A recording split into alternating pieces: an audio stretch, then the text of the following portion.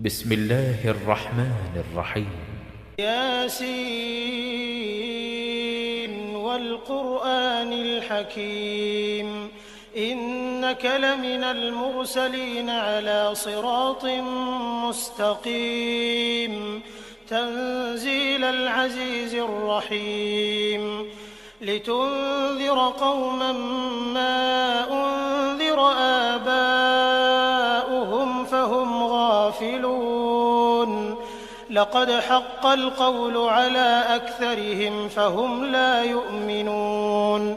إنا جعلنا في أعناقهم أغلالا فهي إلى الأذقان فهم مقمحون وجعلنا من بين أيديهم سدا ومن خلفهم سدا فأغشيناهم فهم لا يبصرون وسواء عليهم أأنذرتهم أم لم تنذرهم لا يؤمنون إنما تنذر من اتبع الذكر وخشي الرحمن بالغيب فبشره بمغفرة وأجر كريم إنا نحن نحيي الموتى ونكتب ما قدموا وآثارهم وكل شيء أحصيناه في إمام مبين واضرب لهم مثلا أصحاب القرية إذ جاءها المرسلون إذ أرسلنا إليهم 2 فكذبوهما فعززنا بثالث فقالوا إنا إليكم مرسلون قالوا ما أنتم إلا بشر مثلنا وما أنزل الرحمن من شيء إن أنتم إلا تكذبون قالوا ربنا يعلم إنا إليكم لمرسلون وما علينا إلا البلاغ المبين قالوا إنا تطيرنا بكم لئن لم تنتهوا لنرجمنكم وليمسنكم منا عذاب أليم قالوا طائركم معكم أئن ذكرتم بل أنتم قوم مسرفون وجاء من أقصى المدينة رجل يسعى قال يا قوم اتبعوا المرسلين اتبعوا من لا يسألكم أجرا وهم مهتدون وما لي لا أعبد الذي فطرني وإليه ترجعون أأتخذ من دونه آلهة إن يردني الرحمن بضر لا تغن عني شفاعتهم شيئا ولا ينقذون إني إذا لفي ضلال مبين إني آمنت بربكم فاسمعون قيل ادخل الجنة قال يا ليت قومي يعلمون بما غفر لي ربي وجعلني من المكرمين وما أنزلنا على قومه من بعده من جند من السماء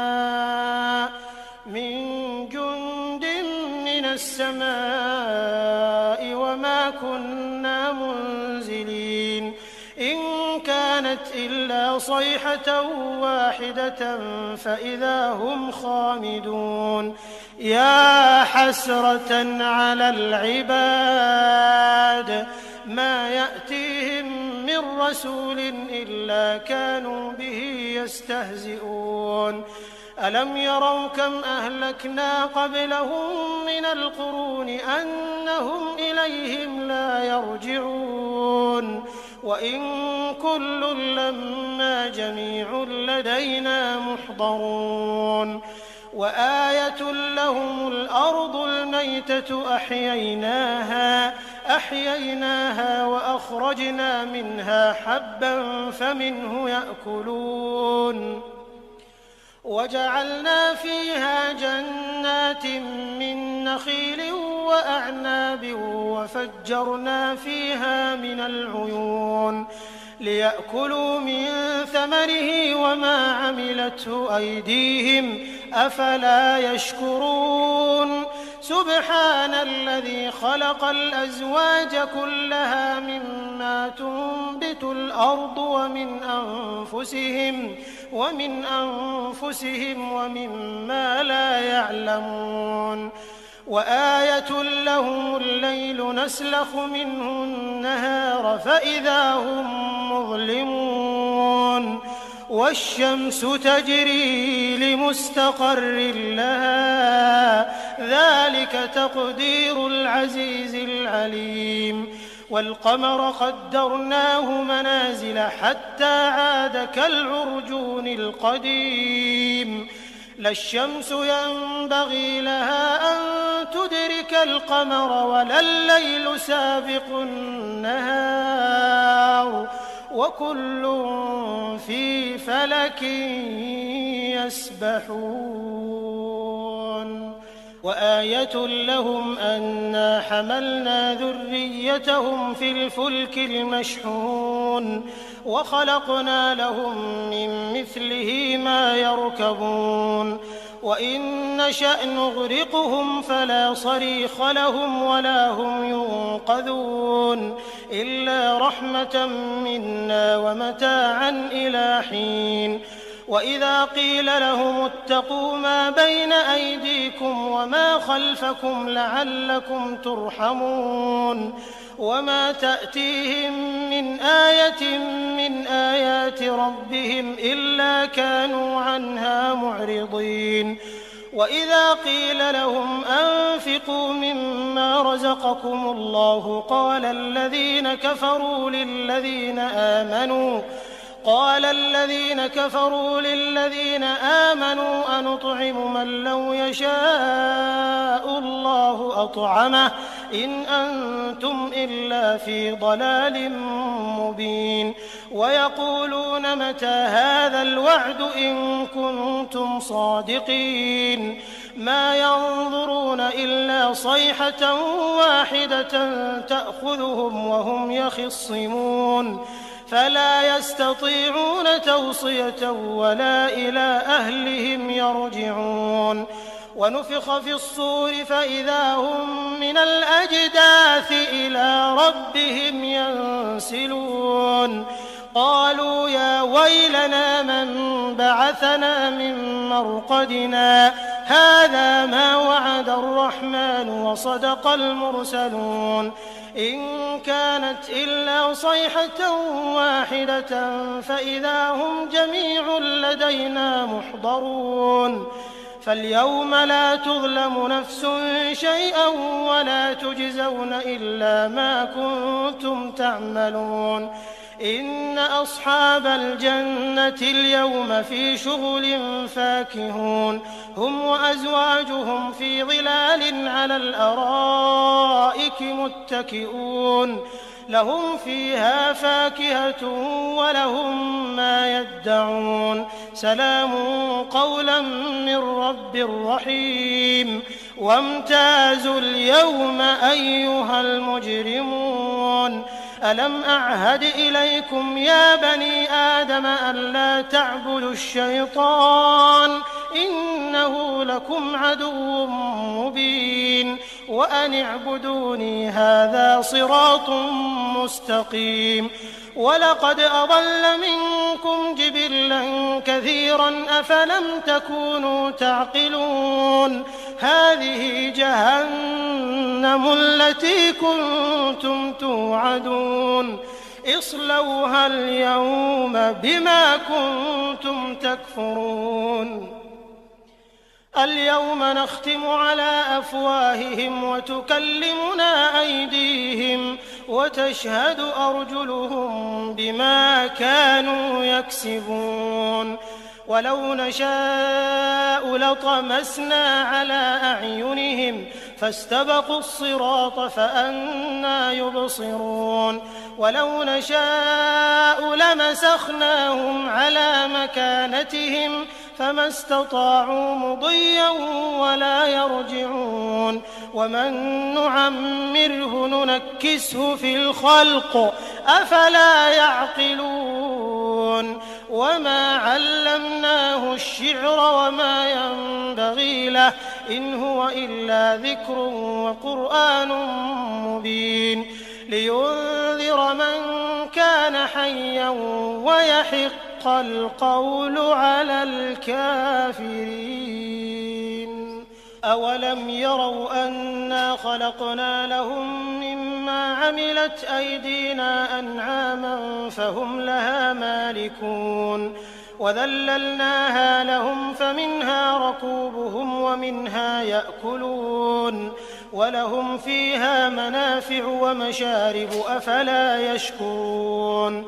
واتخذوا من دون الله آلهة لعلهم ينصرون لا يستطيعون نصرهم وهم لهم جند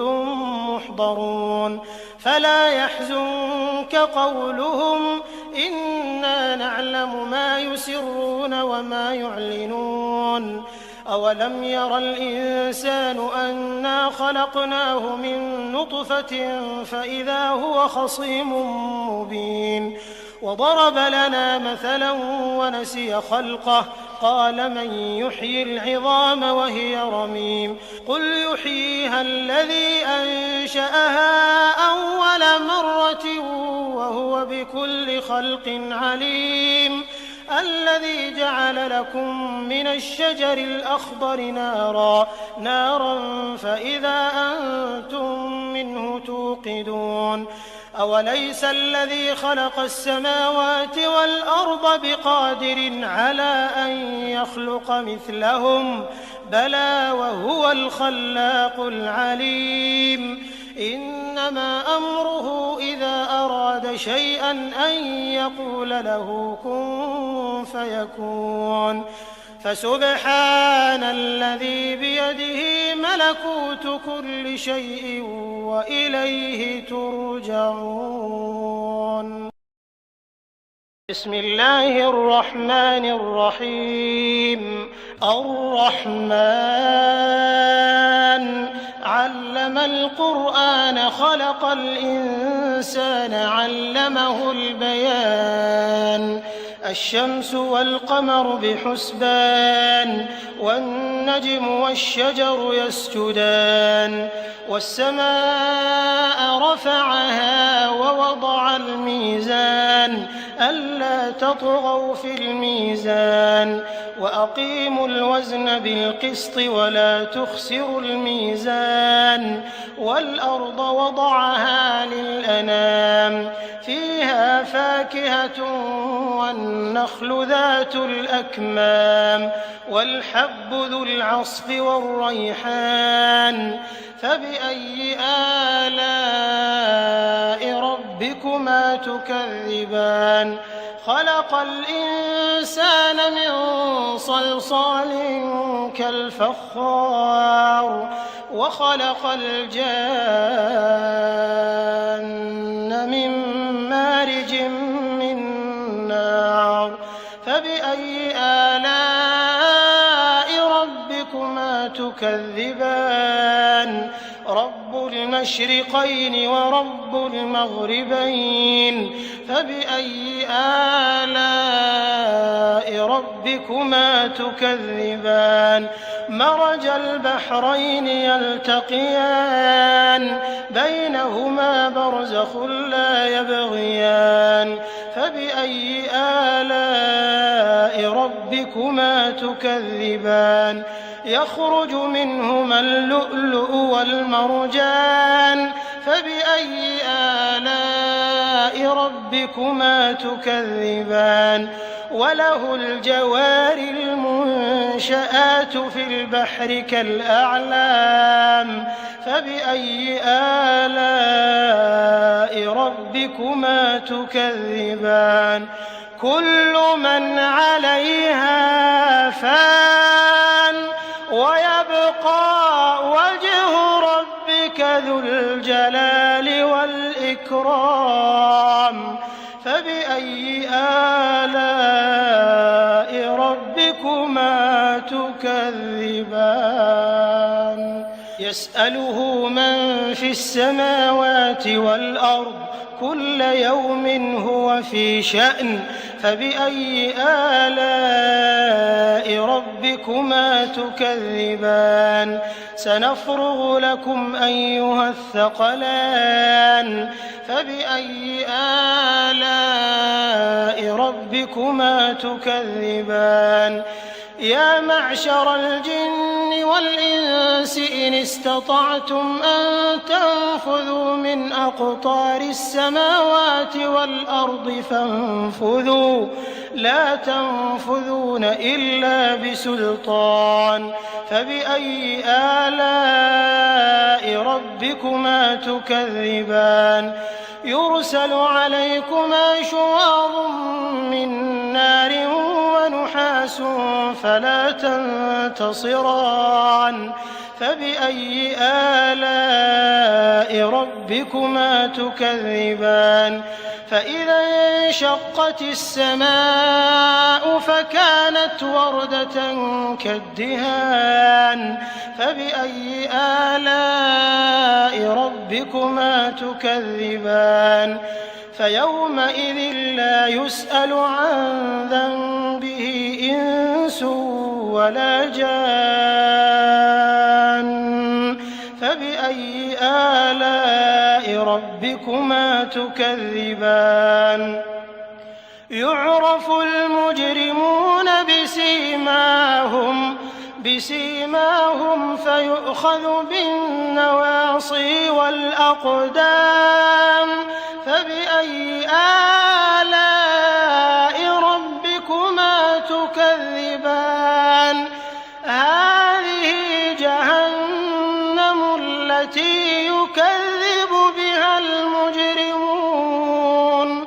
يطوفون بينها وبين حميم آن فبأي آلاء ربكما تكذبان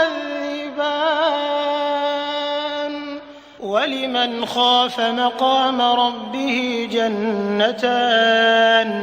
فبأي آلاء ربكما تكذبان ذواتا أفنان فبأي آلاء ربكما تكذبان فيهما عينان تجريان فبأي آلاء ربكما تكذبان فيهما من كل فاكهة زوجان فبأي آلاء ربكما تكذبان متكئين على فرش بطائنها من استبرق وجنى الجنتين دان فبأي آلاء ربكما تكذبان فيهن قاصرات الطرف لم يطمثهن إنس قبلهم ولا جان فبأي آلاء ربكما تكذبان كأنهن الياقوت والمرجان فبأي آلاء ربكما تكذبان هل جزاء الإحسان إلا الإحسان فبأي آلاء ربكما تكذبان ومن دونهما جنتان فبأي آلاء ربكما تكذبان مدهامتان فبأي آلاء ربكما ربكما تكذبان فيهما عينان نضاختان فبأي آلاء ربكما تكذبان فيهما فاكهة ونخل ورمان فبأي آلاء ربكما تكذبان فيهن خيرات حسان فبأي آلاء ربكما تكذبان حور مقصورات في الخيام فبأي آلاء ربكما تكذبان لم يطمثهن إنس قبلهم ولا جان فبأي آلاء ربكما تكذبان متكئين على رفرف خضر وعبقري حسان فبأي آلاء ربكما تكذبان تبارك اسم ربك ذي الجلال والإكرام